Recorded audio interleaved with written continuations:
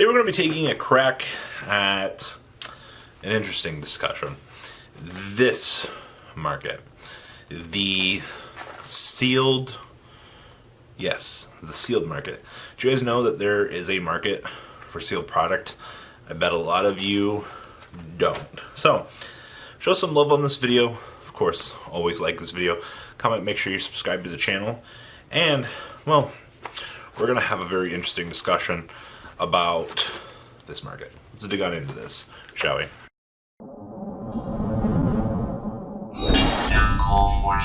Now, for those of you that don't know, the sealed product market, this market is a behemoth.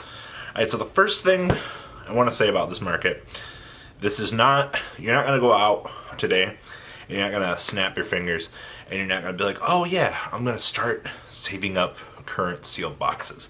That absolutely terrible idea. Like, these, you're not going to start wanting to go out and start picking up these. No, that's not how that works. Like, there's no real, like, good value in, you know, stuff like this in today's modern game. Like, stores already have an issue trying to move this current product because a lot of, you know, your value in these just really isn't there.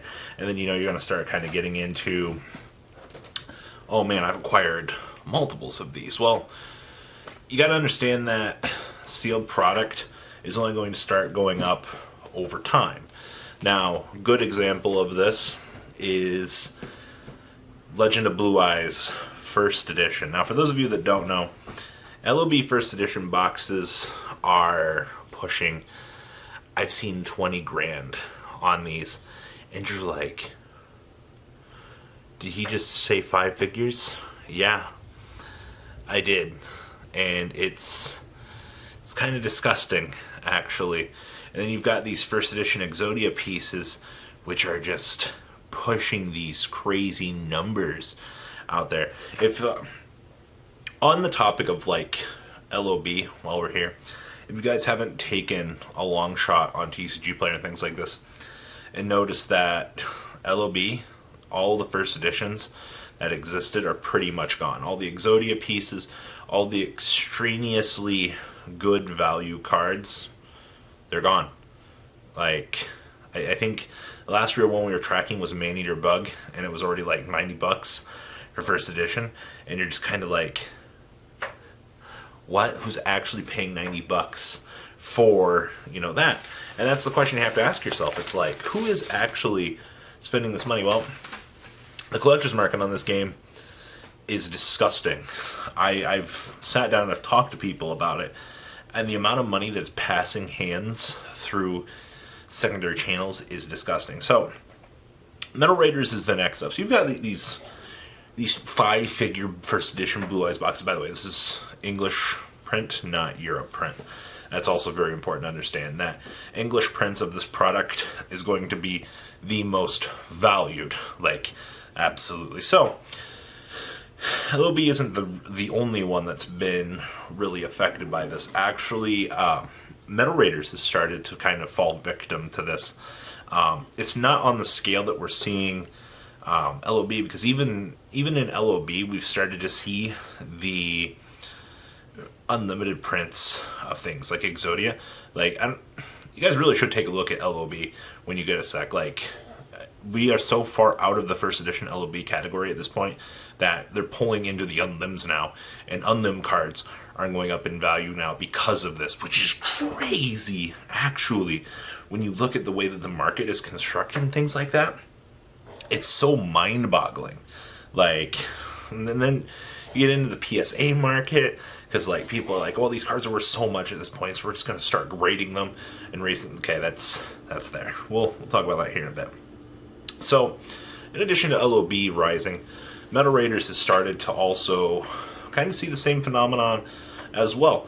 At this point, we've started to kind of take things out of Metal Raiders. First edition Mirror Force, things like Change Your Heart, like these collector-esque cards that made Metal Raiders what they were, starting to go up in price. Shouldn't be a surprise to you, because once collectors have started we've destroyed the market on LOB at this point. It's like, where do we go from here?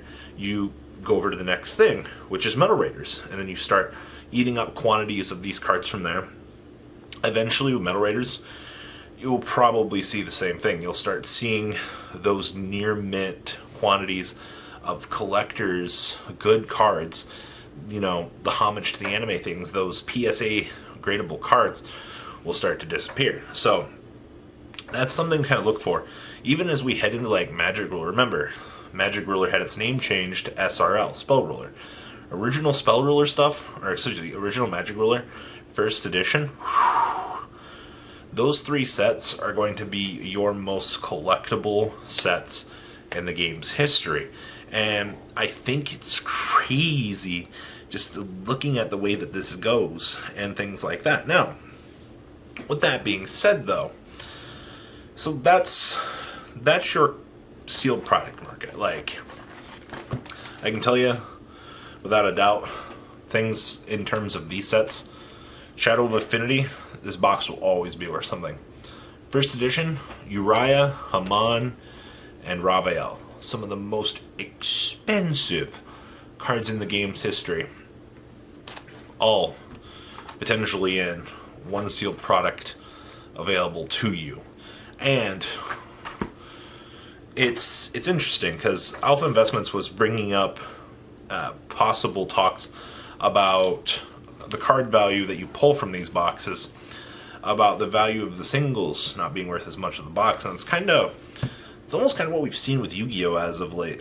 Once again, I think this is a topic for another day to honestly discuss, but you kind of reach this point in the game that you see product, and you're like, is it worth it to open up the box? Or is the overall sealed value of the box going to be worth more in the long run? And that's an interesting question, quite honestly. So, collector's market driving up sealed value product. On the flip side of you all think that the playable side of this game is the important one. The vintage market. So, like, you've got your casual player base that buys all the Infinite product, and then you've got the hardcore collectors that are sitting over here that are just like, bring it on.